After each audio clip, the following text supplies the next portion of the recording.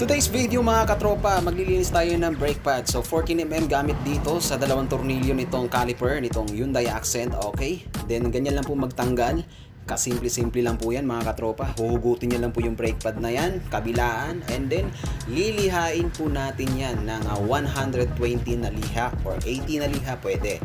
Then after nyo siya malihan na yan, pakilihan nyo na rin po yung rotor disc or yung disc brake nitong sasakyan ng kabilaan. And then after that, check nyo na rin yung pin guide. And then hanginan nyo po siya ng pressure air. Kung wala naman po kayong pressure air dahil DIY, pupunasan nyo lang. And then ibalik nyo po ng maayos yung tornilyo. I-align nyo rin po yung brake pad, alright? Doon sa caliper. And then after nyo may align yan, see to it na naibalik yung 14mm na tornilyo. Okay, yun lang po. Tornilyo lang po. Dalawang tornilyo lang tatanggalin nyo yan mga katropa. Alright? So ingat po tayong lahat. Double check, and slow down always.